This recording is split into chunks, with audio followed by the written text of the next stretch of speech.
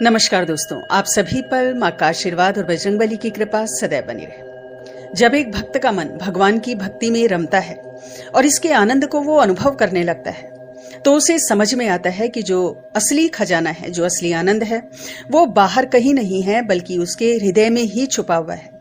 उसके मन रूपी मंदिर में जो उसके इष्ट विराजते हैं, जो स्वरूप इष्ट का विराजता है, वही असली खजाना है। लेकिन इस खजाने की चाबी हासिल करना जितना सरल दिखता है उतना होता नहीं, क्योंकि इस मन रूपी मंदिर में माया जनित इतनी गहरी परतें, इतने सारे प्रपंच और भ्रम पैदा कर दिए जाते हैं कि वो उनमें उलझ कर रह जाता है और जन्मों जन्मों तक उस चाबी को ढूंढता रहता है जो उसे उसके इष्ट से मिला दे। लेकिन कई बार ऐसा हो नहीं पाता है। तो ये माया क्या है और इस माया जनित जो भ्रम की हम बात कर रहे हैं, प्रपंचों की हम बात कर रहे हैं, ये सब क्या है? बहुत ही महत्वपूर्ण विषय है, बहुत ही महत्वपूर्ण जानकारी है। आप सभी को इसे ध्यान से सुनना चाहिए और समझना चाहिए। माया क्या है? माया अर्थात भ्रम, हेलुसिनेशन, अर्थात जो नहीं है उसके होने का भ्रम, यही माया है। जैसे रेगिस्तान में मारीचिका के बारे में आपने सुना होगा, अमृत तृष्णा, मिराज। जो प्यासा पथिक होता है उसको अपने दूर सामने पानी होने का भ्रम पैदा हो जाता है, लेकिन जब वो प्यासा व्यक्ति रेगिस्तान में उस जल के पास जाता है तो उसे पता चलता है कि वो सिर्फ रेत है, बालू है, पानी नहीं है। तो इसी प्रकार मानव जीवन में ईश्वर प्राप्ति के रास्ते में बहुत सारे भ्रम, बहुत सारे प्रपंच इस माया के द्वारा फैलाए हुए रहते हैं और ये इतने तीव्र होते हैं, इतने प्रबल होते हैं कि कई लोगों को भक्ति के मार्ग से विचलित कर देते हैं।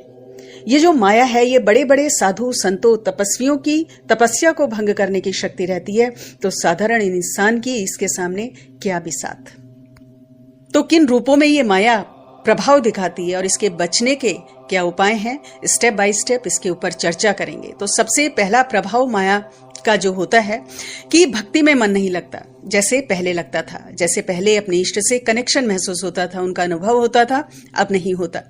कई बार लगता है कि ये पूजा पाठ मंत्र जाप व्यर्थ है, कईयों को ऐसा लगने लगता है और विश्वास कम होने लगता है। तो इस प्रकार जो माया है अपने पांव पसारती है और आपकी बुद्धि को भ्रमित कर देती है। और शास्त्रों में माया के दो भेद बताए गए हैं, एक विद्या, दूसरी अविद्या। अविद्या रूपी माया जीव को जन्म मरण के चक्र में फंसा देती है, इसी में भटकाती है और जीव और ब्रह्म को एक नहीं होने देती। वहीं जो विद्या रूपी माया है, ये जीव को इस जन्म मरण के चक्र से मुक्त करवाती है। तो यहाँ पे माया के इस जाल को पहचानना आना चाहिए और संतों ने इसके ऊपर बहुत कुछ कहा है, लिखा है। माया मुई न मन मुआ, मरी मरी गया शरीर, आशा तृष्णा ना मुई, यों कहे दास कबीर। अर्थात प्राणी की न माया मरती है न मन मरता है, ये शरीर ही बार बार मरता है। अर्थात अनेकों योनियों में भटकने के बाद भी प्राणी की आशा और तृष्णा नहीं मरती, हमेशा बनी रहती है। तो आप समझ सकते हैं, लाखों करोड़ों योनियों में जन्म लेने के बाद भी ये जो माया का संस्कार है, ये आसानी से पीछा नहीं छोड़ता। एक ही शरण स्थली है इस माया से बचने की। जब कठिन परीक्षाएं बार बार आ रही हैं, इस प्रकार माया के द्वारा जीवन में उलझनें पैदा की जा रही हैं, माया विभिन्न रूपों में अपना खेल दिखा रही है, तो परमात्मा का नाम नहीं भूलना है। सिर्फ उनकी शरण ही एकमात्र जगह है जहां आपका बचाव होता है।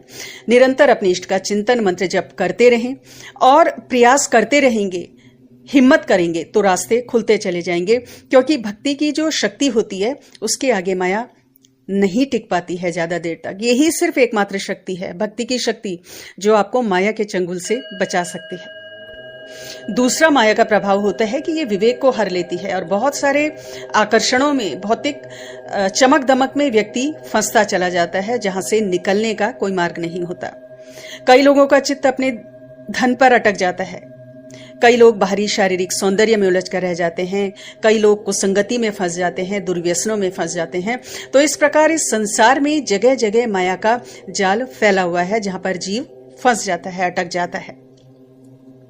और ये जो माया है, बड़े बड़े ऋषियों की तपस्या इसके द्वारा भंग की गई है। ऋषि विश्वामित्र जो बहुत बड़े तपस्वी थे, उनकी बड़ी हुई शक्तियों से जब इंद्र भयभीत हो गया तो उसने मेनका को, जो स्वर्ग की अप्सरा थी, उसको ऋषि की तपस्या भंग करने के लिए भेजा और ऋषि विश्वामित्र जो हजारों लाखों वर्षों से तपस्या में लीन थे, उनकी तपस्या उस मेनका अप्सरा ने भंग कर दी। तो बड़े बड़े साधक तपस्वी इसके प्रपंच से नहीं बच पाए।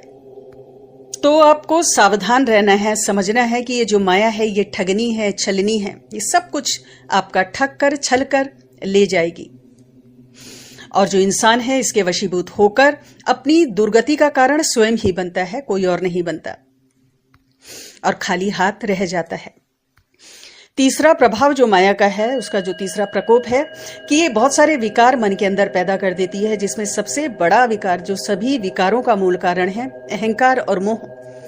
ये माया मन के अंदर बहुत अहंकार पैदा कर देती है, मोह पैदा कर देती है, जो पतन का कारण बनता है।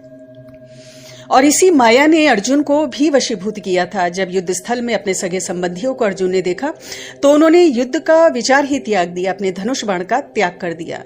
तब भगवान कृष्ण ने इस माया से बचाने के लिए अर्जुन को गीता का उपदेश दिया। और तुलसीकृत रामचरित मानस में बहुत सुंदर वर्णन इस माया का मिलता है कि जब वनवास के दौरान पंचवटी में भगवान श्री राम जी से लक्ष्मण जी ने इस माया के स्वरूप के बारे में पूछा, तब श्री राम जी ने उन्हें बताया कि वैसे तो ये माया अनिवर्चनीय है, अर्थात वर्णन नहीं किया जा सकता, इतने स्वरूपों में है, इतनी छलनी है। फिर भी समझाता हूं कि मैं, मेरा, तेरा यही माया है। मैं अर्थात जब मैं आता है, अहंकार आता है, तो मेरा भी आता है, और जहां मेरा आता है वहां तेरा भी आता है। तो ये जो भेद है ये माया के द्वारा उत्पन्न किया जाता है। और अहंकारी मनुष्य बहुत खतरनाक एक विष को अपने अंदर पाले हुए होता है, जिसका उसे ज्ञान नहीं होता। वो अपने को दूसरों से श्रेष्ठ समझता है, दूसरों को तुच्छ समझता है, जो उसकी दुर्गति का कारण बनता है। और ये नहीं कि सांसारिक व्यक्तियों में ही ये अहंकार है, आध्यात्म के मार्ग पर चलने वाले बड़े बड़े तपस्वियों में भी ये अहंकार भाव पैदा हो जाता है, जिसे आध्यात्मिक अहंकार कहा जाता है। क्योंकि जब बहुत साधनाओं के बाद, तपस्याओं के बाद सिद्धियां और शक्तियां व्यक्ति को प्राप्त हो जाती हैं, तो अहंकार भाव उसके अंदर पैदा हो जाता है, या कहना चाहिए इस माया जनित अहंकार भाव में उसको डाला जाता है। और उसकी परीक्षा का ये समय होता है, उसका फाइनल एग्जाम ये होता है, जिसमें बड़े बड़े साधक गण, बड़े बड़े तपस्वी हार जाते हैं। क्योंकि ये जो अहंकार उनके अंदर पैदा हो गया है, इसने उन्हें उनके गुरु से, उनके इष्ट से दूर कर दिया है। और ऐसे में व्यक्ति का आभामंडल क्षीण हो जाता है, माया जनित प्रकोप की चपेट में वो आ जाता है, उसके प्रभाव में आ जाता है, और इन सिद्धियों के अहंकार में अपना ही अनिष्ट कर देता है। देखिए, सिद्धियां भी तभी तक काम की हैं जब आत्मज्ञान हो। अगर आत्मज्ञान नहीं तो सिद्धियां व्यर्थ होती हैं। जिस प्रकार होलिका का प्रसंग सबको याद होगा कि जब प्रहलाद को लेकर वो अग्नि के बीचों बीच बैठ गई, क्योंकि उसे घमंड था अपनी सिद्धि का, उसे सिद्धि प्राप्त थी कि अग्नि उसका कुछ नहीं बिगाड़ पाएगी। लेकिन चूंकि आत्मज्ञान से वो दूर हो गई थी, तो उसकी सिद्धि क्षीण हो गई थी, और फिर यही सिद्धि उसके विनाश का कारण बनी। और आप सभी लोग भी इस माया के खेल को समझे, जाने, इससे सावधान रहें, क्योंकि आप सब लोग भी भक्ति मार्ग में, आध्यात्म के मार्ग पे हैं, जहां पे ये माया बहुत स्वरूपों में छल करेगी आपके संग। तो आपको सतर्क होने की जरूरत है। कुछ भी लाइफ में ऊपर नीचे उतार चढ़ाव आए तो अपने इष्ट का नाम जप नहीं छोड़ना है। अपने इष्ट के प्रति, अपने गुरु के प्रति अपनी श्रद्धा को बनाए रखना है, और ध्यान रखना है कि ये जो संसार है ये संपूर्ण माया है। एकमात्र ब्रह्म सत्य है, एकमात्र परमात्मा का नाम सत्य है।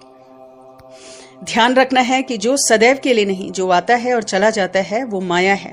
जो हमेशा के लिए है वो सत्य है, वो ब्रह्म का नाम है, अपने इष्ट का नाम है, परमात्मा का नाम है। तो इस माया रूपी मकड़ी के जाल में फंसे नहीं, सतर्क रहें, सावधान रहें। आज की वीडियो में इतना ही दोस्तों। अगली वीडियो में बहुत जल्द मिलती हूं, तब तक के लिए अपना ध्यान रखें। स्वस्थ रहें, खुश रहें, मस्त रहें। जय माता दी, जय बजरंगबली।